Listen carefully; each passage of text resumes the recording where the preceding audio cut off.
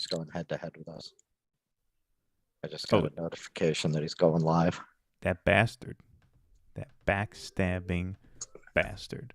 He's trying to drive us off the airwaves. Yeah, right, exactly. All right. I got my Wondrium ad playing here, and now we are on. Beautiful. All right. So here we are. All right. We had a good crowd file in early. Welcome, everybody. This is the Due Dissidence podcast. My name's Keaton Weiss, here with Russell Dobular, of course. Hello.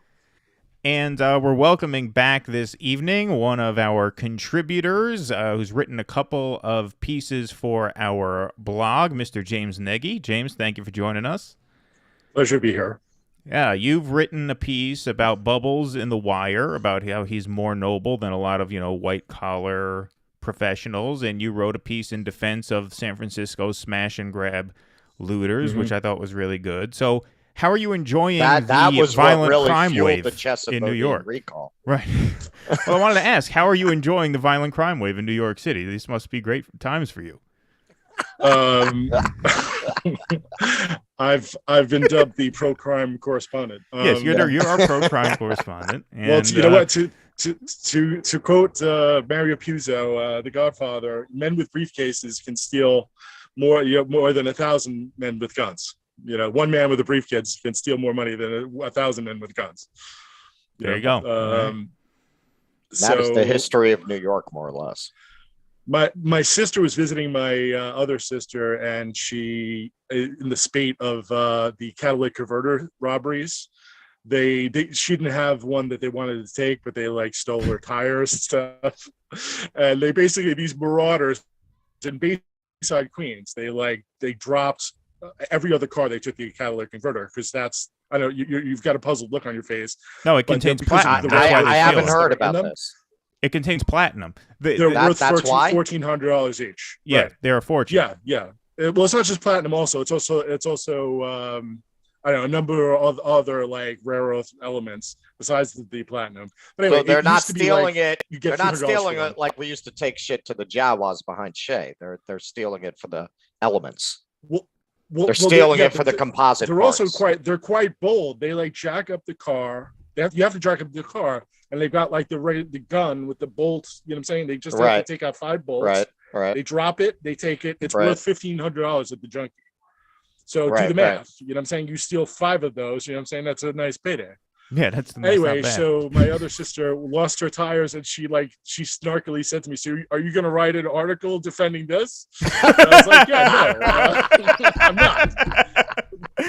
Are you going to write an article celebrating? I have no problem with them. I have no problem, robbing Hermes or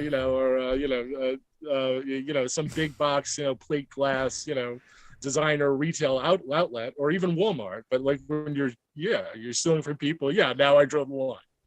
That's funny. That's where the line. All right. So since we have Nagy here, I want to explain that reference because there's a rare case where we have someone on here who can back me up on this. All right. So when I was a kid in my misspent youth, here and there I would steal Cadillac bumpers, which were like that. It was worth a fortune. It was $1,400 a bumper you could get at the chop shop. So we used to call them the Jawas. So this was a whole network of streets behind Shea Stadium. Yeah. Yeah. So if you know the Jawas in Star Wars, they're like the little desert scavengers. And that's what it was like back there. It was like this lawless zone that the police, for whatever reason, just let it happen. It was like the government just didn't go in there. You had potholes you could lose your front end in. Like they just didn't deal with the roads. They didn't patrol. They just left it be. It was like a libertarian Shangri-La. There was no law. It was just people selling things, services, goods, no questions asked. It was Thunderdome. It was like the marketplaces in Mad Max movies. I mean, as recently as 10 years ago, I was down there for, getting something in my car, and I saw that they were dropping transmissions on the side of the road You know what I'm saying? The guys didn't have a shop. They had tools. They had a whole network. They sent their friend to go get the transmission from Santucci Brothers. You know what I mean? Like, so it was still that way. You know, it was still that way. Well, that was the tragedy of City Field, because I read articles about this, that they were shutting down that whole thing, all the chop shops when they got rid of Shea Stadium. Well, they I think finally dealt with this. There's still junkyards, but it's not quite the Wild West. It's not what it was. Yeah. No. This used to be just like the Jawas in Star Wars. Oh, like absolutely. When you would drive through there, because they'd all come running out from the garages. Windshield, $10 windshield. Like, they would see what was wrong with your car and they would run out with that part and try to sell it to you. No, yeah, absolutely. All right, so we got a program tonight. We have a few topics that we got to cover. We're going to get started now. We are going to get to the Krystal Ball and Bill Maher dust up, which I thought was fantastic. But before we get to that, it is Father's Day, so I want to wish all the fathers out there a very happy Father's Day. Or as Postmates would say it, it's Daddy's Day. And so it's Daddy Dom Day. Yeah. Happy Daddy's Day from Postmates. So this ad went up on Twitter. I had not heard of this. I was out of the loop for some reason.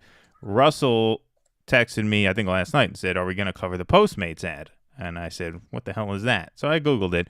Here's the Postmates Pride Month ad. This is just, I could not believe what I was seeing. And I'm not a prude by any means, but still, this was like, I couldn't believe it. This is great. Let's watch it, and then we'll give our response here. What are you eating this Pride? Well, if you're a top, it seems like you can eat whatever you want. But if you're a bottom, you're expected to starve? Not this Pride. Introducing the bottom-friendly menu from Postmates. We teamed up with Dr. Evan Goldstein from Bespoke Surgical to bring you a menu of bottom-friendly foods backed by science. Insoluble fiber won't help you feel cute, so avoid things like whole grains, wheat bran, cauliflower, potatoes, legumes. Hold up, are you just fully diving into those beans? The problem with these foods is they don't dissolve in water, which could cause a traffic jam in your digestive system, making a mess of your evening. Speaking of messy, it's a good idea to avoid dairy. I cannot handle lactose right now. Look at her. If you're going to eat something insoluble, give your body about 24 hours to process all of it. Soluble fibers and protein are the key to having some good, clean fun. These all digest easily and slowly while feeding your good gut bacteria, which makes sushi a great bottom-friendly option. There's no right or wrong way to bottom, but if you're planning on getting peachy this Pride, the bottom-friendly menu on Postmates has the kinds of foods that could keep you feeling good. Are you organic? Mm-hmm. That's the best. All right, that's the best. First of all, I just want to dispute one thing, okay? You cannot eat whatever you want as a top. That's not true at all. First of all, it takes good blood flow to be a good top, all right? So you got to keep that going. You can't just eat whatever the hell you want. Second of all, an upset stomach can ruin your evening just as much if you're a top. You're not going to be able to get going if you've got fucking diarrhea if you're a top. So what is this bullshit? You got to worry about gas. Yeah, exactly. It's a lot to worry about. A lot of muscle things can happen, in that area. You know what I mean? So being a top doesn't mean you can eat whatever you want. Second of all, I'm expecting there's going to be a run on sushi in certain neighborhoods now. New York, San Francisco. Well, that call the place up. Well, they'll do a follow-up for tops next year. No more California roll. All sold out. Yeah. We'll make you chicken teriyaki. No, not spicy. No, we know. Gotta be good for your asshole. No spicy too. Mild, yeah. Miso soup. Very mild, subtle taste. Right? I mean, I couldn't believe what I was watching. Okay, well, this is how I feel when I see something like this. Like, okay, man, I mean, I'm basically a social libertarian. Like, you do your thing, whatever, man. But, we're kind of in a political battle here for the soul of the nation. And I'm sorry, you're not making it easy to look conservatives in the eye and say, no, the left is not creating a poisonous culture that you can't raise your children in. No. What do you mean? What gave you that idea? I think it courts backlash to put things like this out there. It strikes me as trolling. Like, what do you need to do this for? It's not, and don't tell me it's homophobic, because I've never seen an ad like this directed at heterosexuals either. Well, that's the point. Look, it's not. And also, this is another question I have. Is this really a positive representation of the gay lifestyle, that you got the top is a daddy dom with the spikes? Like, really, the gay acceptance of gay marriage grew among Republicans basically with a liberal universalist argument. Hey, they're human just like you. Let them live their lives. The more you portray it as some kind of very strange, inherently connected to kink kind of a lifestyle, that's not how we portray heterosexual sex. We don't portray that as inherently tied to kink. So why are we portraying that way? You're just going to lose the people you most need to win over.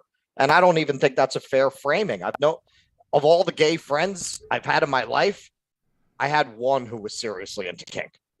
Like, it's like a cliche. I don't really understand why. I have not found gay people more inclined to kink than straight people are. Yeah, I mean, look, like, we treat heterosexual sex and heterosexual sexuality in media and in advertising, entertainment, right? Not as necessarily taboo, but as, like, mature, right? Like, if a movie or TV show has, like, mature sexual themes or content or imagery, right? That's, like, considered appropriate for people of a certain age. They don't just blast shit like that out on the airwaves for anybody to see. And so to just blast this out on social media for anybody to come across, it's almost like an overcorrection. Whereas, like, yes, homosexuality was made taboo, wrongfully so, for many, many decades. And now there is an effort to normalize it, as it should be normalized. But this is an overcorrection. This is not normalizing it. This is making it some sort of, like, niche, fetishized, sort of, like, cultural, subsection of deviance, which it's not, number one.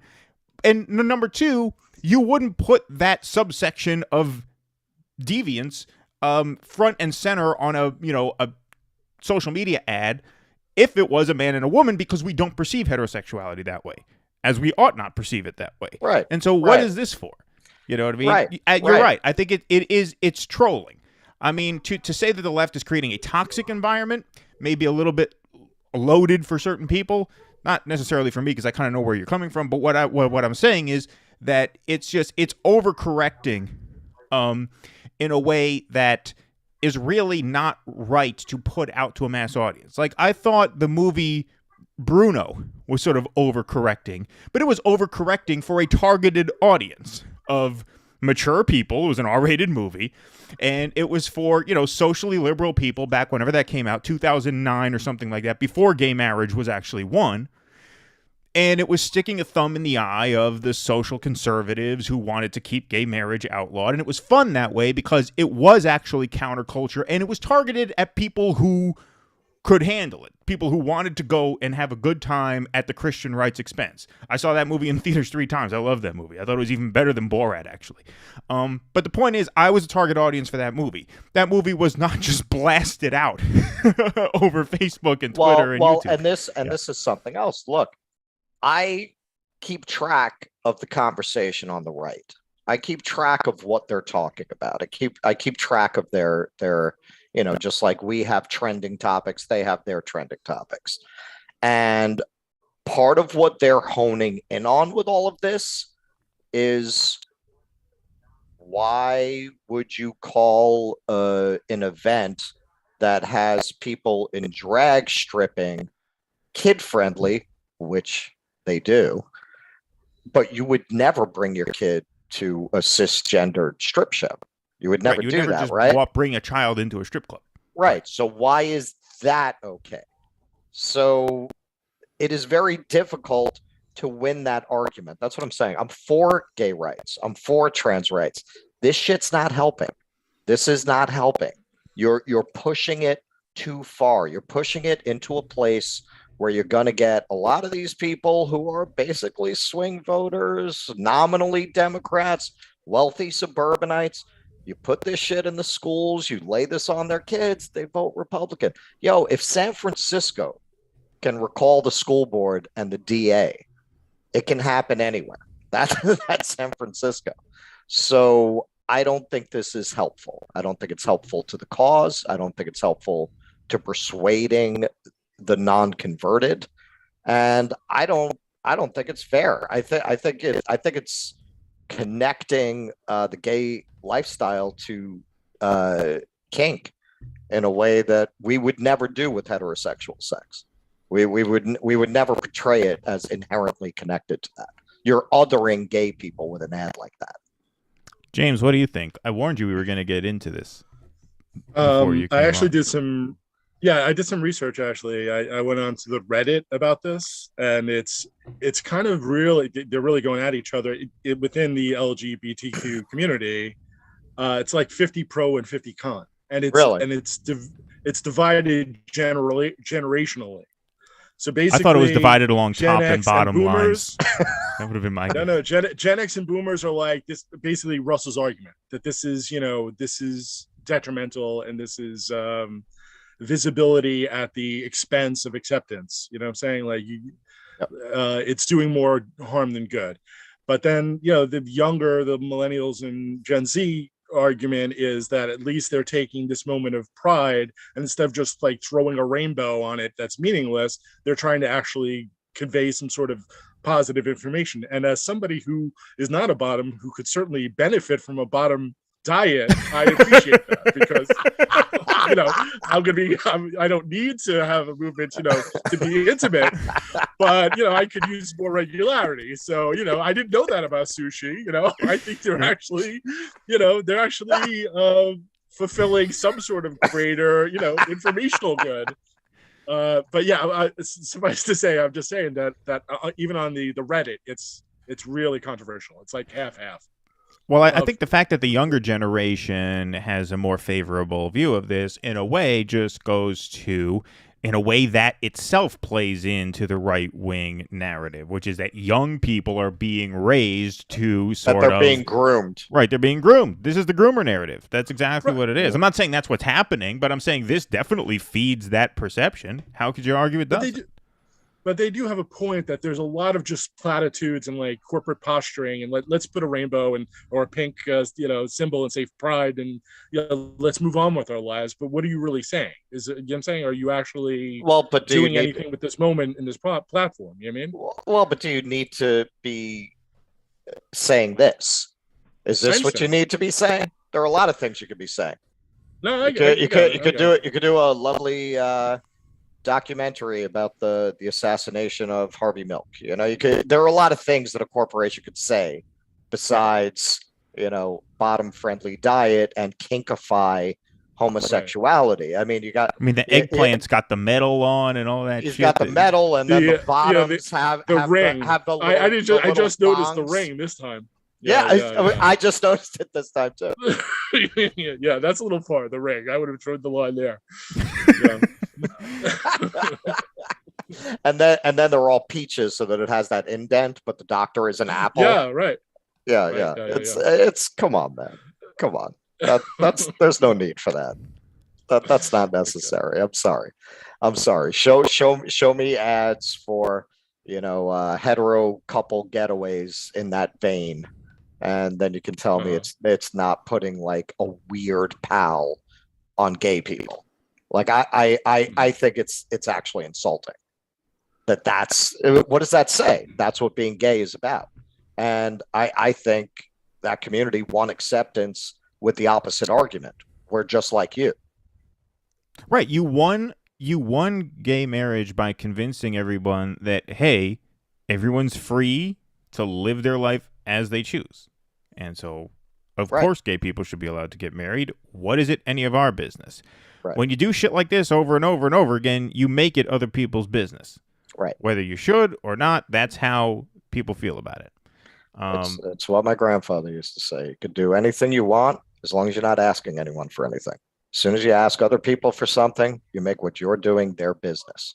So if you're going to start putting this into the schools, you're going to start putting this onto commercials, you're making it their business. I mean, conservatives have no idea what goes on in your living room. But when you start, and I think most of them honestly don't care except the craziest of them. But when you start making them feel that they can't send their kids to school without drag story hour, and yes, you are pushing a political ideology on their children, something that the left would never tolerate. What if they sent in their pastor to go talk to you about Jesus? Would you be okay with that? Right. Yeah. I mean, you don't. Yeah. Right. They're worried about a storybook about a peach shitting out an ice cream sundae right before he's mounted by an eggplant. I mean, it's fair enough, right? All right, let's move on. Segment number 2. Let's keep this show moving here. Krystal Ball and Bill Maher. Hang on, I want to answer something on the stream. Okay, go ahead. You might have come in a little late, Emoji. We're not saying that gay sex is deviant. We're saying that this video very unfairly portrayed it as inherently connected to kink. Right. Our whole point is that gay sex is not deviant, but exactly. that ads like this market it as deviant, which only feeds into the narrative of the right wing that the sort of social liberals are out to groom the next generation of kids into feeling certain ways about sex and different people's orientations and genders and things like that. Right. Our whole issue with the ad is that it portrays it as deviant when it's in fact not. And where I feel like it's hard to counter some of what the right wing has to say on some of this is, we don't, it has long been, kind of cultural standard that we don't feel children are mature enough to handle very, direct conversations about sex and sexuality. I mean, that has been our cultural standard for a long time, no matter what kind of sexuality we're talking about. Like children, we're talking small children. So when you start introducing things like that to children in libraries and schools, and I'm not saying that's happening everywhere, but it is happening in certain places, and the conservatives are all over that. How do you argue with them? Because it's not like you can't say, oh, it was okay when it was about heterosexuals. No, it wasn't. Right, and it still really isn't. That's the point. It's not only no, it wasn't. It's that it still really isn't. Right. Like you still couldn't put out that hypersexual and graphic an ad concerning heterosexual sex. Right. That's I think the point. All right, can we move on to Krystal Ball and Bill Maher? Sure. All righty. So, Krystal Ball appeared on the Real Time with Bill Maher show this week. Many in the online left world were very much anticipating that. She was on his show a few years ago during the 2020 primary when he, of course, wanted Amy Klobuchar for the nominee, and she sort of let out an involuntary sort of chuckle. And that sort of went viral. And so we were looking forward to her coming back on. And they got into a whole bunch of stuff. January 6th, inflation, all sorts of topics. So we could actually play her entire session on the Maher show. We don't have time for that. And we would get copyright claims up our peaches if we did that, so we're not going to. But we're going to play a brief 2-minute clip here on inflation and the supposed causes of inflation. This is so rich. I mean, we could pause this and interrupt and interject a million times. We never get to the end. So we're going to be disciplined and play the whole thing for you, and then we will give our take here. Economy. There's way too much government spending, and that's why we have inflation. So that's a large part of that. It's just basic economics. And that then is not basic economics. We had this thing called a pandemic. We had a supply chain crisis. And by the way, there's a war in Ukraine. It played a role. It's played a role. So to act like the only reason we have problems now is because people got a little bit of money in their bank account is just not honest. And a little bit of money, they got more than we spent in World War II. So don't act like hold on. Whoa. Hold on. Don't act like, you said don't act. Don't act like we had to react to the pandemic exactly the way we did. We had to spend $6 trillion. Okay, but how about the trillions that the Federal Reserve shot at Wall Street? For some reason, people don't get upset about that. How much? What'd you say? Fueled the trillions of dollars the Federal Reserve shot at Wall Street to backstop the stock market and the bond market. No one gets upset about that, even though that was a massive I don't know what factor in you're inflation. talking about. What do you mean shot at Wall Street? Well, when are we talking about? We're talking about buying assets, buying stocks, buying bonds, buying treasury bills so that they expand the balance sheet. This is during the crisis, the coronavirus crisis. When the stock market crashed, that is what the Fed did. They went into action. They shot But the trillions stock of market dollars didn't crash during COVID. Now it's crashing. It's crashing now. It crashed, and the Fed came in and backstopped it. That's what happened. What, it crashed so and we never heard about it? No, it crashed. Go back and look at it. I think it fell off a cliff. When? The Treasury bond market stopped functioning, and the Fed took extraordinary action it's never taken in history. I don't Somehow remember no one that. gets upset. The first week of the Somehow nobody gets upset about the rich people who got tons of money and tons of support, way more than working class people did. Sure but they do. my God, people were able to feed their kids and they had a little bit of money in their bank accounts. It was the worst thing in the world. No. That is one small part of the inflation story, and it is, by the way, not the only thing that we can deal with to get out of this mess. Okay. Where to start? I think where I'll start, and then I'll toss this over to you guys regarding the stock market crash. Did it crash? Did it not crash? Right? And I'll pull up a graphic while you guys are talking about that. They talk about inflation as a result of giving basically people too much handouts. That's basically what Bill Maher and whoever the other guest is there were saying. Then Bill Maher throws out this $6 trillion. Well, they should get about the business of dying and cut down on the surplus population. He goes into this $6 trillion figure. They got $6 trillion. We didn't have to spend $6 trillion. He doesn't explicitly claim that ordinary people were the recipients of that $6 trillion, but just listening to that conversation, if you didn't know better, you would certainly think that's what he's saying. He's saying people got too much money, and then he mentions we gave $6 trillion away. The CARES Act passed in whatever it was, March or April, a few weeks after the lockdown, gave $4.5 trillion to corporations as bailouts. Zach Carter from the Huffington Post wrote pretty much the definitive article on that when it came out. It went everywhere, and he was kind enough to actually give me an interview, so I interviewed him right when that article came out, and he laid it all out. $4.5 trillion in corporate bailouts. That was a supply-side bailout. That did not go to the ordinary people. The ordinary people got whatever that first round of checks was, and then some of them got sort of add-ons to their unemployment if they were out of work. That's all ordinary people got. And notice, inflation did not set in right away.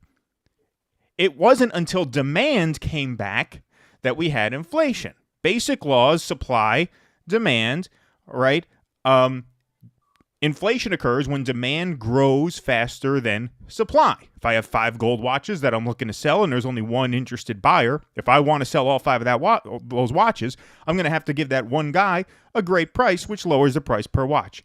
If I'm looking to sell 5 watches and I got 10 interested buyers, high demand means I'm going to be able to drive up the price and cause bidding wars between all these buyers, right? Pretty simple. COVID hits, supply and demand both tank, and yes, the stock market tanks, which we'll get into in a second when I toss it to you guys. That's amazing to me that he didn't have no memory of that. He did not know that. Anyway, supply, demand, tank. Now, what happens is, once people got vaccines in their arms and were able to resume life relatively normally, demand shoots up much faster than supply can keep up because it's not easy for all these businesses to restart operations as fast as it takes people to get shots in their arms and get back out to living their lives. So that's part of the reason why you have inflation, because you had demand skyrocket and supply struggle to keep up with that. And by the way, struggle to keep up with that is giving the suppliers the benefit of the doubt, because in many cases, the suppliers, corporations, oil companies, whoever, they think, well, why should we bust our asses increasing our supply when we can simply mark up the price of the products, right? Rather than go through the arduous task of restarting the operation, getting it back up to scale, hiring more people, re-expanding, reopening, blah, blah, blah. Let's just work with the supply we have and charge people double or triple the price for that is the main driver of inflation, and it has fuck all to do with ordinary people getting a one-time stimulus check of $1,200, whatever the fuck it was. So it's completely fucking insane. Just economically illiterate to act as if those payments are the main driver of inflation. Of course it's something, right? It adds to it a little bit, just like the Russia-Ukraine war adds to it quite a bit, right? It's multifaceted. I'm not saying it has nothing to do with it. But it is just completely ignorant to put out there that we have inflation right now because of the money that was handed out during COVID. It makes no sense. Just chronologically, it makes no sense. The money was handed out 2 years ago. There was no inflation until there was increased demand. There was increased demand when things opened back up, when the vaccines came out. So anyway, that's my part of it. Now, you guys want to get into the stock market stuff because that's just astoundingly ignorant also, and I'm glad Krystal took him to task on that. That is amazing that he did not know that, because it was like the story of the year, that there was this stock market crash and then the Fed injected so much money into the markets that the market went off the hook and hit new highs in the middle of a pandemic. Like, this is what I don't understand. And that Fed, by the way, that was part of the $4.5 trillion that we're talking about. Conversation. I don't understand that. I'm sure he did monologues about the meme stocks. Like, did he only catch that part and not what led into it? It's pretty amazing. He wasn't on the air though during those early months. Oh, that's right. He wasn't. He wasn't. He came back. He was doing it out of his house, but that was I'm almost positive he covered the meme stocks. Like, he was on the air while that was still going on. Okay. Well, here. Can everybody see what I'm sharing to the screen now? Yeah. All right. You see that cliff there? Yeah. Let's check the date on that. Looks like that was mid-March 2020, right after the lockdowns began. That's what you call a crash. If that is not a crash, I don't know what is. You want to get semantical about it and say it was a crash that was quickly recovered from because of the Fed pumping all that money into the market with the CARES Act. Right. You could say that. So it wasn't a crash that lasted very long, which is probably why it wasn't perceived as a crash by people like Bill Maher. But it was certainly a crash. It was certainly a dramatic tanking of the market that, as Krystal Ball points out, was recovered from artificially by the Fed pumping all this money. That's what was her point. Dude, I was trading at the time. Fucking Hertz, Avis, these fucking companies, these were trading at like $5 or $6. Like, Six Flags was trading at like $5. I mean, that's to put that in perspective. A normal range for those would be about $50, about $50 stocks. Same with everything. The auto companies, everything. Even though it did come back up like that, a lot of the markets stayed. Things that they didn't know when a vaccine was coming. So anything that was related to normal life was getting killed. Like, that spike was the lockdown plays. It was Netflix. It was Amazon. It was UPS. Those were all the things that spiked the market like that. Other things, airlines. I mean, anything like that, cruise lines was just destroyed. I have always been skeptical of modern monetary theory. There's never been a country that tried to money print its way out of problems that didn't wind up running into hyperinflation. We have, I believe the number is 60% of the dollars in circulation were printed in the last 10 years. I believe it's 60%. Yeah, man, I'm not going to say that's not part of inflation. What Maher is getting wrong is doing what the elite class always does. He's dumping it on the crumbs that the working people got, and not looking at the trillions of dollars that went into corporations and Wall Street and the bond market. That's where most of this money, this printed money, went. Yes, and if that $4.5 trillion, not to people. If that $4.5 trillion was handled responsibly, you would think we wouldn't be in the supply chain crisis that we are right now, which means you wouldn't have the inflation that we have right now, right? I mean, you would think that could have been mitigated, right? But it wasn't. Well, it was also, a blank check. If you look at how people spent the money, it wasn't really in a way that would be inflationary. They were pretty fucking responsible with it, because you can see that in the fact that credit card debt was at an all-time low. And savings went up. People didn't just go out and buy a Cadillac. They paid off their fucking credit cards. Americans are broke. They saw a chance to get out of revolving debt that they've been carrying for years. I did that. The money that I got, I wiped out my credit card debts, and I've kept them at zero ever since to not get back into that trap. Now, I'm lucky. I don't have kids here. I don't have a lot of the expenses other Americans have. I live in New York. I don't drive a car. I don't have gas prices. I don't own a house. I'm not paying an oil bill. I didn't have to charge my cards back up. Once I got them wiped out, I was able to keep them that way. Right. Now they're up above where they were pre-pandemic. Right. Because for the same reason they had that credit card debt before, because their underlying economic problem that led them into that debt didn't get solved. It didn't get solved by a few stimulus checks. It gave them a moment of reprieve, and now they're broken in debt again. Now America's broken in debt again. Yeah. Ian asks, didn't people get far more than $1,200 in relief from COVID? I think the first payment was $1,200, whatever it was. Let's say everybody got $4,000 from COVID. The last stimulus payment went out, what? Early 2021? It's been a year. The fact is we did not see inflation until demand went back up. Demand went back up not because of the $4,000 that people received from 2020 to 2021. If it was even that, and it wasn't that. It was something like 20-something. I don't even remember what it was. It was about 2,000 or something like that. Whatever it was. That's not significant because the fact of the matter is... we got the 12, we got the 14, and then we got the 600 to top it to 2,000. Right. And those were all the stimulus, right? That was all the stimulus checks. Okay, so let's say 2,000, big round number. That was a year ago. Inflation did not look. The bottom line is you don't have inflation unless demand spikes at a rate that supply either cannot or will not, for whatever reason, keep up with. That's what's happening now. That's why you have inflation now. And all right, and Ian is asking, does the fact that people's savings went up mean they were given more than necessary to get through the pandemic? You know, some people, but their savings are wiped out again now. So apparently not. It wasn't enough because credit card debt is back up now. Right, because there's the underlying economic conditions were not solved. Now, look, I will give Biden some small credit with Build Back Better. He did propose some structural fixes to the U.S. economy, like childcare. Sure.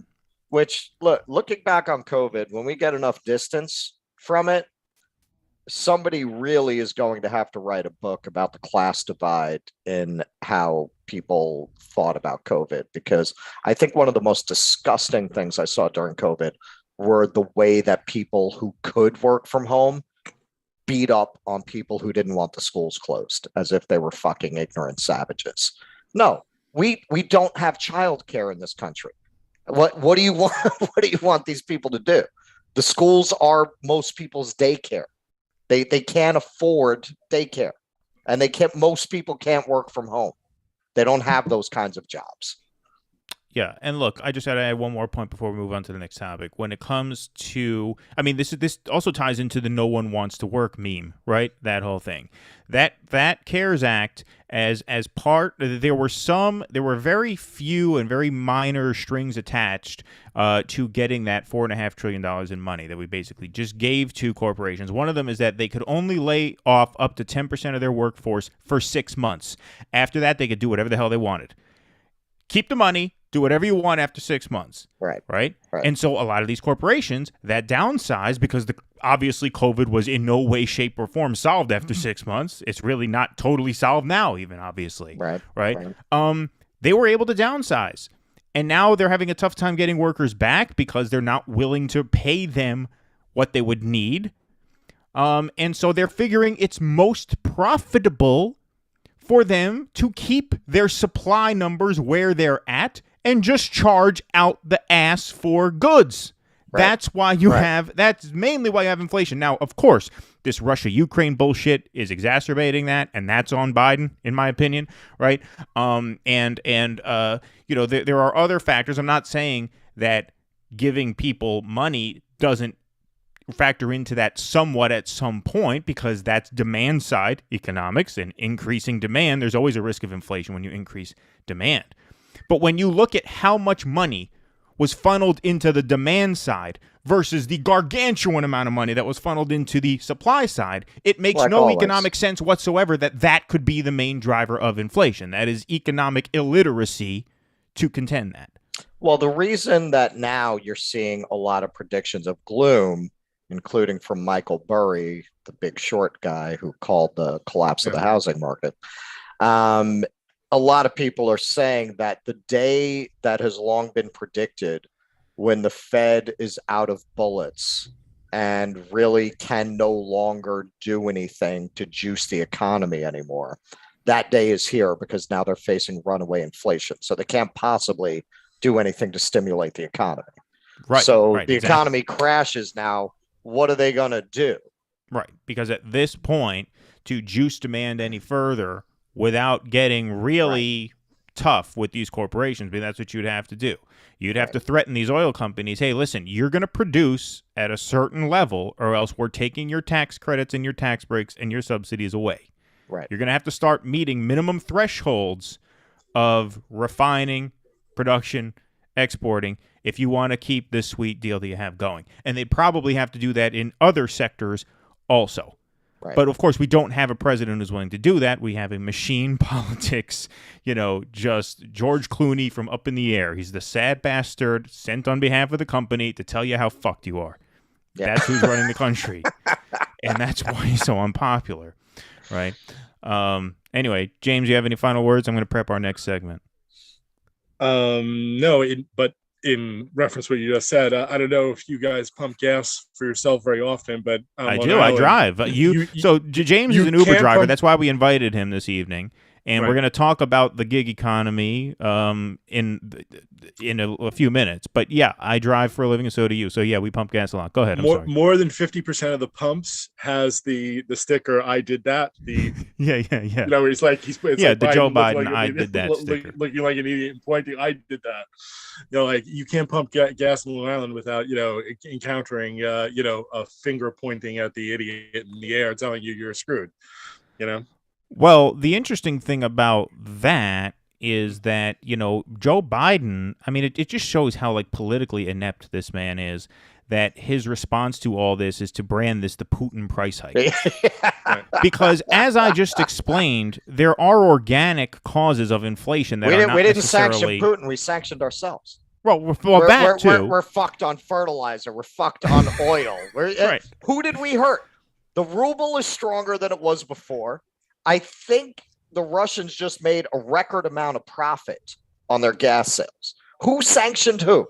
Who did these sanctions hurt? Well, not only that, but the reason it's so politically stupid is because, as we've just spent the last 20 minutes explaining, there are organic causes of inflation that are not necessarily his fault. But he doesn't choose to explain it that way. Instead, he says this is the Putin price hike, which most Americans understand that to be really the Biden price hike, because most Americans don't think Putin would have invaded if Trump were still in office, number one. And even more people are starting to realize right now that the powers that be in Washington, D.C., including Joe Biden himself, have wanted this war for a very long time. It was buried in about paragraph 8 of a New York Times op-ed last week that the United States and Ukraine signed a strategic charter for Ukraine to join NATO in November 2021 under Joe Biden. How is that not a provocation of war? It is. It is. There's no way to explain that any other way. And so, because Putin is such a buzzword for the mindless Democratic voter base, Joe Biden thinks that he can get away with calling this the Putin price hike. There was a poll that Useful Idiots cited in their last show. Only 6% of the American people blame Vladimir Putin for the increased gas prices. All right, I'm gonna give you a prediction here. I'm gonna give you a prediction. If Trump does run for president, he's gonna partly run on resolving the conflict with Russia. The libs are going to try to portray that, the usual way, the Russiagate, what does Putin have on him? And among the American people, Trump's position is going to be popular, which is going to drive them fucking apoplectic. Yeah, like, damn right I was Putin's puppet. Damn right I was. That's why we didn't have this fucking horrible debacle where there's blood being spilled by the gallon every single day in Ukraine and prices skyrocketing everywhere else. They kept saying I was too friendly with Putin. I think it was better to be friends. No, hey, look, we got along. Everything was fine. We had $2 gas. Was very cheap. Right, exactly. All right. Speaking of international affairs, we are going to talk a little bit about the extradition of Julian Assange, which was ordered by the British government this past week as well. And first congressperson out of the gate to defend Julian Assange was not AOC, not Rashida Tlaib, not Ilhan Omar, although to be fair, Omar did recently tweet out support for him. But only after it came from our favorite bottom in Congress, Marjorie Taylor Greene. Marjorie Taylor Greene tweets out here. Ice chips. Right, exactly. If we really care about the First Amendment, then we should care about Julian Assange. Freedom of press is the protection of the ability to expose the truth and publish it. This should always be protected, and this freedom should always be handled with the most respect. If they are upset over the Khashoggi killing, then they should be upset over Julian Assange. Is the American press afraid to speak out against the U.S. extradition of Julian Assange? Is it because it's not another government persecution or attack on a journalist, but yet our own? That wasn't a very well-worded question, but we get the sentiment. The ruling regime in America persecutes their enemies in order to strike fear in anyone who dares to expose the corruption and stand up against it. What happens when everyone becomes too afraid to tell the truth and publish it? Silence will protect evil. Well, and this is where I say we're living in the upside down. Like, what is right and left anymore? What the fuck does that mean when this deranged right-winger is the only person with the balls to speak up about Julian Assange? Bernie's not saying anything. Is he? I haven't heard him say anything about this. I haven't heard anything, no. AOC, the squad? No, like I said, Omar did put out a tweet saying that we shouldn't be prosecuting him after Marjorie Taylor Greene. And I have a feeling it had a lot to do with the fact that Marjorie Taylor Greene beat her to the punch. And she realized that, hey, this is fucked the up. right is winning the argument. What are we doing here? Yeah, absolutely. I mean, and look, it's getting to the point where, like, yeah, I mean, we feel a need, because we disagree with Marjorie Taylor Greene on so many issues, to sort of qualify her as a deranged lunatic before we defend her. Right. I'm sorry, it's getting to the point right now, like, she spoke out against the $40 billion to Ukraine in weapons, which is only going to result in the violent deaths of more Ukrainian people. That's the only effect that's going to have. And she spoke out on this issue. I'm sorry, freedom of the press and anti-war politics are pillars of any sort of left politics. Right. And so she's got two of them. Now, look, the squad in theory has, healthcare, education, right? I mean, in theory, right? They have that. They speak out in that way. But that makes it, it's basically level, they're as useless as an asshole right here. Exactly. But like the point is, it's getting hard to the point where you can even justify qualifying Marjorie Taylor Greene in that way, because you know what? Like, if she's the only one speaking out against this war, and she's the only one speaking out against the extradition, I'm sorry, that puts her on almost even footing in terms of usefulness. It really does. It does. Yeah, I mean, come on. These are not minor issues. Especially because she belongs to a party that actually wins elections. Right, and she'll have some power. Whereas she'll actually be in a position to do something with these ideas. Right. Where are the fucking Democrats going to be after 2024? They're gonna be fucking running the local municipal parking meter foundation. Like, what fuck are they? What political power are they going to have left after that election? Yeah, I mean, now look, if it makes our audience happy here, we will say that, like, look, Marjorie Taylor Greene and every member of the GOP voted no on anti-price gouging measures for oil companies this week. Like, yeah, she's horrible on that stuff. Sure. Sure. She's horrible on that stuff. She's as horrible on that stuff as the Democrats are on this stuff. Right. The Democrats are pro-war in Ukraine, and the Democrats are, look, we talk about the how American democracy is so imperiled. They talk about January 6th and all this. That was on the Bill Maher show too. That they talked about. It was the Democratic Party that rigged 2 primaries in a row. It was the Democratic Party who couldn't count their own votes during the Iowa caucuses. So happens to be the night when the one candidate who they've been trying to stop for the last 6 years was about to win. All of a sudden, the votes disappeared. I don't think that's a coincidence. I'm sorry. Call me what you want. All right? And they are strong-arming these social media companies to throw people off their platforms if they say the wrong things. I'm sorry. This is subversion of the democratic process. This shows bone-deep contempt for the democratic process. And so they're terrible on these issues. They're terrible on these issues. They're as bad on these issues as the Republicans are on social welfare issues. It is a wash in that sense. It puts people who are for free speech, freedom of expression, who find the idea of platforms like PayPal and GoFundMe shutting people down, whose opinions they disagree with.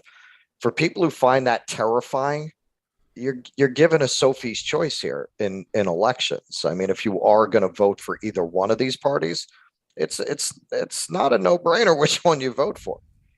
Like if you want somebody who's going to pass legislation that is going to force companies like GoFundMe to accept all comers, barring, our traditional, unless they're doing or saying something that's already illegal, you have to allow them to have their fundraiser. The Democrats aren't going to do that. The Democrats are going to keep going in this direction. Before you know it, your fucking bank account's going to be frozen because you tweeted the wrong thing. Like this, it's a serious issue. They are not a party that stands for freedom of expression. Quite the opposite. We just had these emails leaked showing that their disinformation board had reached out to Twitter to collaborate on censoring information that they didn't want out there. Yes, that, in plain English, we're not getting fascism. That from the Republicans. That's fascism. That is fascism. The state partnering with giant corporate interests to control the dissemination of information and stomp out the voices that they don't like. That is fascism. That's the only word for that. Only word for that.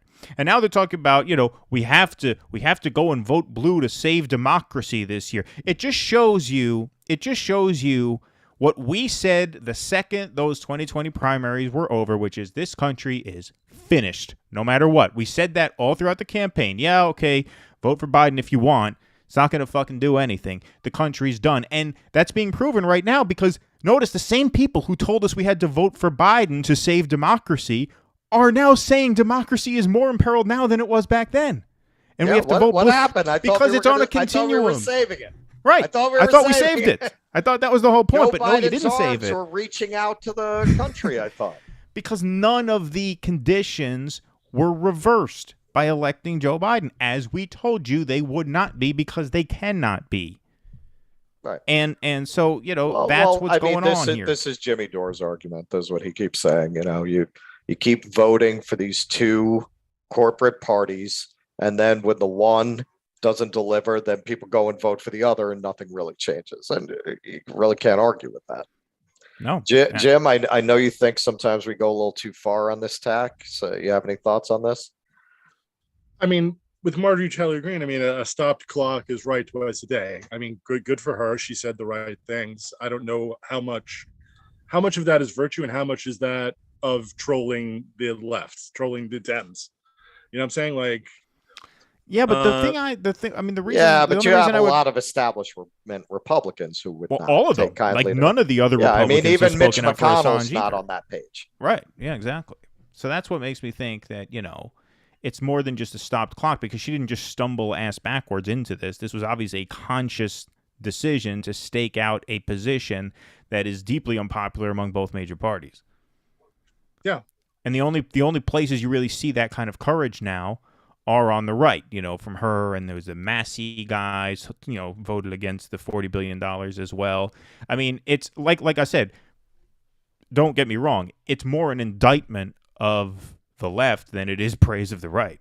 Like it's, I'm coming at this more from the point that, like, how could the left cede this ground to people like Marjorie Taylor Greene?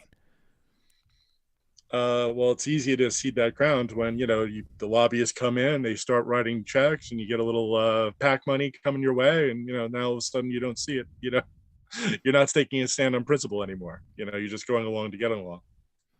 Well, I think it's also the drive towards censorship. This is French Revolution kind of shit. The peasants are revolting. They smell terrible, right? So it's they can see that the people are discontented. Yeah. And rather than to fix policy, if they're not going to fix policy, which, as you point out, they're too bought and owned to approach things on a fundamental level, well, then they have to start suppressing the population. They have to start suppressing speech. They have to start criminalizing dissent. But it's coming from our side. Did you ever imagine we'd be talking about the Republicans maybe as the last best hope for free speech? The Republicans? Right, who just passed the Patriot Act 2 decades ago, right? I mean, it doesn't... Right, exactly. We have a really good crowd in here this evening, and so while we do, I want to get our plugs in. I want to point out one of our comments here from A. Nicole. Yep, my husband, who was very anti-Trump, would rave about him and his ridiculous demeanor, is adamant now that Trump would have been better. Oh, there you go. He's not the only one. Not the only one. Absolutely not. I put links to our Substack and our Patreon. If you can help support this show, that would be amazing. The more supporters we get, the more often we can do these streams. Our Substack and Patreon, you can join for $5 a month. You get exclusive content, including call-in access to these weekly live stream shows. And you also, if you join our Substack, you can join that for free as well. Right now, our podcast is going out to our Substack listeners as well. So if you join our Substack, you now get the audio podcasts, the videos, and the articles straight to your inbox whenever we put them out. So please sign up, and please subscribe to this YouTube channel and hit the bell notification so that you get notified every time we post a video or go live. So subscribe and ring that bell. All right, we're almost out of time, but we do have one more segment that I wanted to do. It's actually the reason we invited our pal James here on the show this evening. As some of you guys know, my day job is I drive for all of the sort of food delivery apps, Grubhub, DoorDash, Instacart, Uber Eats.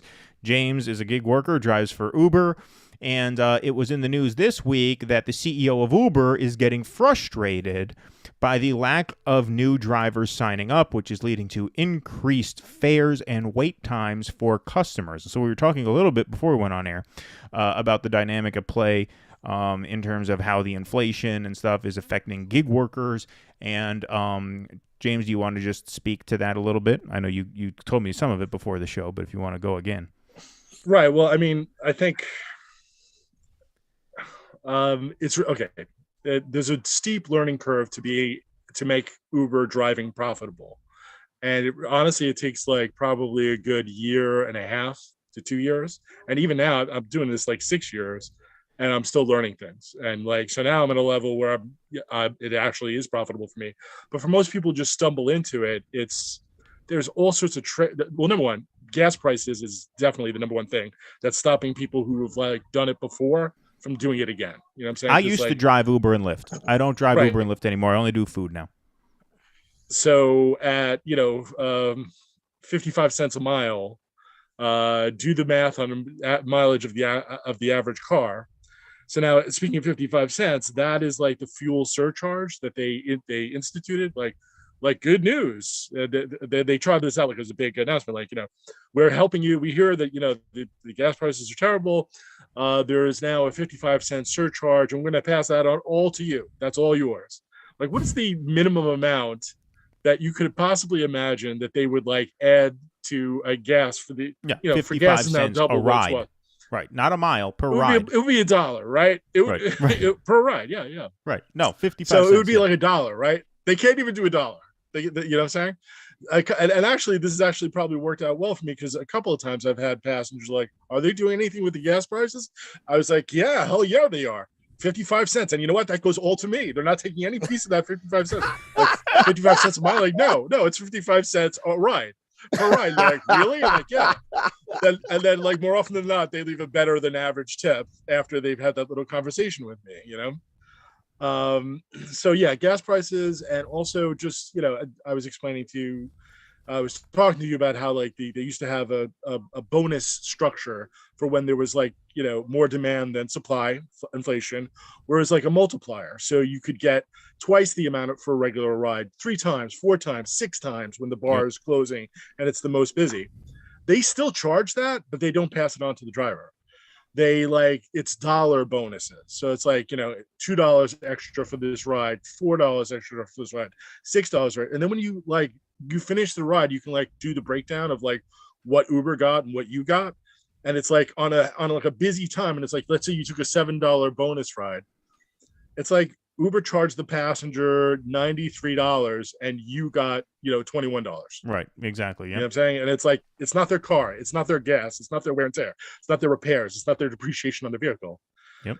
And, this is everywhere in the economy, obviously, but really for the last 40 years, it's like some sort of sci-fi horror movie where the company just figures out new ways to, put their hand in your pocket and steal your prosperity, And when we're talking about the pandemic measures with Krystal Ball, right? And, how, did we really have to do that? Bill Maher's like, do we have to spend all this money? Yeah. Well, the world economy shut down, and then who knew when it was going to open up again? If the pandemic happened in 1978, you know what I'm saying? That's when people worked 30 weeks and they covered their nut, everything, their mortgage, vacations, tuition, health costs. 20 weeks per year was basically getting ahead, and people actually had money in the bank. So if the pandemic happened then, you probably wouldn't have had to have a stimulus and right. pandemic unemployment, the extra $600 a week, because people actually had savings that they could dip into. Now people are just, their pants around their ankles and they're living hand to mouth, paycheck to paycheck. And they're the only and the brightest minds have been unleashed. It used to be in the Cold War, the brightest minds were developing weapons and nuclear options and and Rand corporations and gaming out world hegemony and domination and nuclear brinksmanship. Now the brightest minds are figuring out a way to put more hands in the pockets of working people and figure out a way to squeeze more money that way. So it's just Uber's astounding. at a point. Uber's at a point now where the only way they can profitable is actually to charge more money from the passengers. Now they have avoided doing that for the last 5 years by basically taking more and more of the driver's money. You know what I'm saying? When they needed it. Now they're at the point where it's diminishing returns with there's less. They can find less and less suckers to get on the road and go make them their money. They're the ultimate pimps, really. Right. Exactly.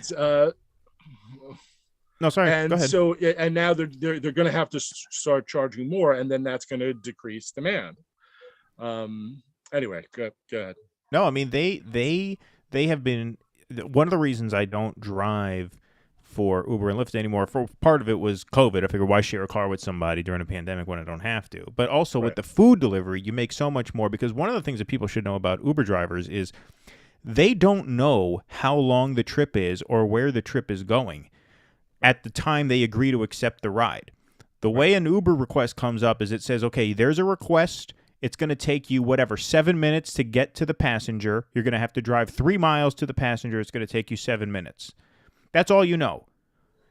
On your way to pick up that passenger, those 3 miles and those 7 minutes are unpaid. You do not get paid from the time you accept the ride to the passenger. Yes, so that is an optimistic. I've gotten pings that are 25, 28 minutes. Oh yeah, well you just turn those down. Not that I've turn those down. Taken them, but there are, there's there are actually schmucks out there who take term for the drivers on the message boards, the information exchange from the different drivers. They call them ants. You know what I mean? They're brainless. It's when you open up the app and you see all the cars, they look like ants infesting, the streets. So they're mindless ants, and they'll just take a 28-minute ping, and so they'll actually criticize them. You know, like, oh, I took this, it was 27 minutes ago. Why would you take a 27-minute away drive? Yeah, right. You're not being makes paid. No sense. You're not being paid. Right, yeah. Right. So what happens is you drive those 3 miles, right? And then in my market, the minimum fare, which is like what you had to get. So even if they're only driving 1 mile down the road or 2 miles down the road, your minimum fare is only $3.66, right? So let's say you get a ping and you have to drive 5 miles to pick the guy up. Those 5 miles are unpaid. You drive 5 miles, you pick the guy up, the guy goes 2 miles down the road. You get paid $3.66 for that ride. You just drove 7 miles and you got paid $3.66. That's about 55 cents a mile, which means your profit, zero. Right. Zero. Right? You just did that for the company. You did that for Skynet. Skynet takes all everything, right? So that's what that is. But also, you don't know, like, let's say there's a ping that's 15 minutes away, but you know that customer is going to be driving, that is like an hour trip that's going to pay. Then you might take it. Right? But you don't know that. You have no, and you're an independent contractor, and you have no way of knowing how much you're going to get paid for a job. That's why I do food, because when a food delivery comes in, it tells me where the restaurant is, where I'm dropping it off to, how many miles I'm going to be driving, and what my guaranteed minimum pay is. So all the information is up front. And if I don't make $2 a mile on a job, I don't take the job. That's it. You know what I mean? With the Uber and Lyft driving passengers, it doesn't work like that. It's completely sick that they're able to even get away with that, because a contractor ought to have the right to know up front what the deal is. Well, they've actually argued that. And, you know, when we were talking before the show started, right, we were talking about how, like, basically they burned through billions in venture capital at VC cash to pay for, you know, lobbyists and lawyers. And yeah, the drivers have argued that, you know what I'm saying, you're not giving them the full picture when you ping them for a ride. You have to be able to tell them where it's going. And they've so far been able to convince state government and local governments, like, no. They implemented this rewards package where if you reach like gold status, you get to see the direction of the ride and the duration and the duration. And how here's much the catch. In order to qualify for that tier, you have to accept 85% of the rides. Right. Yes. So what's the point? What's the point? Because you have to take all the shitty rides in order to have the information anyway. Right. I was just saying one thing, though, that they do have a warning for a ride more than 45 minutes. Both Uber and Lyft do that. Right. So basically, if it's a long, that's the only thing you know. You know if you ping and it doesn't say 45 plus, that it's less than 45 minutes, more or less. And if it's 45 plus, it could be 2 hours away. It could be to Boston. It could be New York to Boston, which seems like a great gig. But the only problem is you have to drive back. Right. And when you're driving back, you're deadheading it all the way back home, which means you're losing money.